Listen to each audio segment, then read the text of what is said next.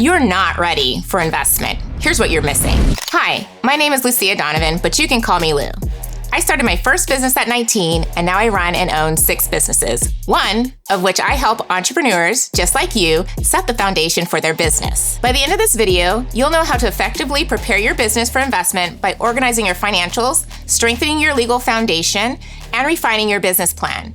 You'll also learn how to build a strong team, create investor-friendly pitches, and establish relationships with potential investors to increase your chances of securing funding. We'll cover 6 key steps on how you can get your business ready so that when the opportunity arises, you'll be ready to take full advantage. When we purchased Aviate, it was no easy feat. But the following 6 steps I will share with you, we were able to secure the commercial loan we needed and now have a beautiful, unique space we lease out for a variety of events. For any entrepreneur looking to take their business to the next level or to launch their product or service, securing funding can be the difference between growth and stagnation, just because investors are meticulous about where they put their money. The first step is to understand your investment needs. So grab a pen and paper and answer this question. Why do you need to obtain funding? Before approaching any investors, you must clearly understand what you're asking for and why. Are you looking to scale your operations? Are you developing a new product or service? Are you wanting to expand into new markets? Once you have identified why you need an investment, you want to define the purpose of the funds and how much you'll need. This not only shows investors you're serious, but it also helps you focus on finding investors who align with your business goals. For example, if you are looking to scale your operations, are you trying to purchase assets, such as equipment, property, or hire staff? If you are developing a new product or service, do you need funding to hire a product designer, to pay for prototyping, or take educational or training courses? Or if you are expanding into new markets, do you need to hire a team who is experienced within the market to do a thorough market or competitor analysis, as your audience and messaging could be different? The second step is to get your financials in order. Investors will thoroughly examine your business and sometimes personal financials, so you need to have all your numbers in order. The request for information will vary depending on the investment source you are reaching out to. Some of these requests can include an ask for your profit and loss statements, balance sheets, cash flow statements, projections for your next 3 to 5 years, your personal financial statement, also known as a PFS, and in some cases, your social security number to pull your credit. If you don't already have a bookkeeper or financial advisor, now is the time to bring one on board. You'll want your financials to be clean, organized, and easily accessible. Making sure both your financial and personal business are in order should be a regular ongoing activity. It will help you identify any gaps or areas of improvement that are needed. How does the saying go? If you stay ready, you don't have to get ready? Yeah, that definitely applies here. Next up, the third step.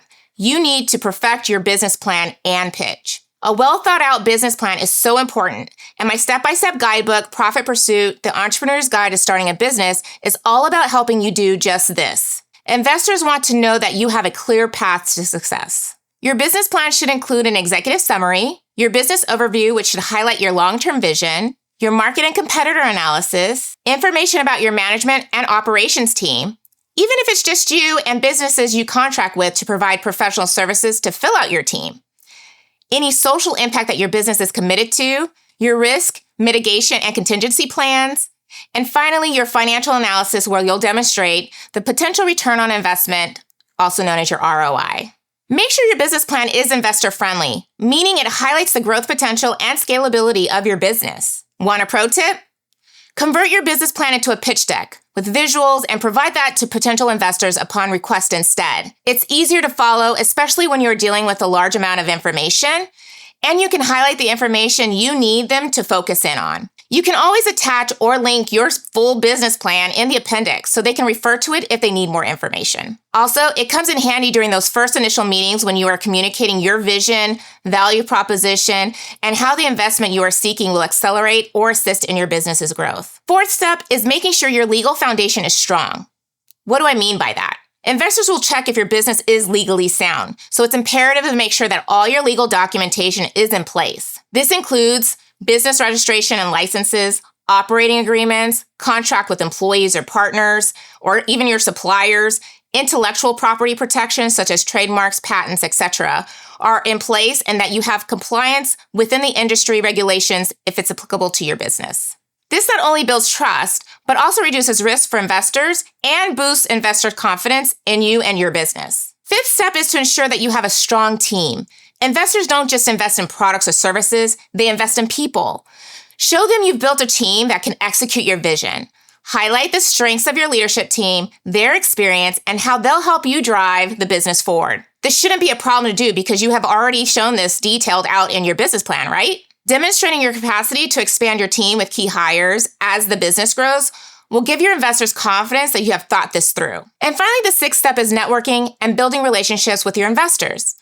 Preparing for investment isn't just about numbers and paperwork. It's about relationships. So you want to start building those connections with potential investors early. I talk about this in my guidebook about how to get engaged through various ways, such as attending industry events or masterminds, joining networking groups or various platforms, and leveraging platforms like LinkedIn. When approaching investors, make sure you do your research, though. Even if the investor is a bank, find out what industries they invest in, what stage of business they prefer, and align your communications accordingly. Building relationships early will give you a better shot when it's time for you to secure that investment you need. Getting your business ready for investment requires thorough preparation. You need to know your investment needs, have your financials in order, refine your business plan and pitch, solidify your legal standing, build a capable team, and establish relationships with potential investors. With the right groundwork, you'll increase your chances of securing the funding needed to grow and scale your business. If you found this helpful, make sure to subscribe for more tips. You may also find this video helpful.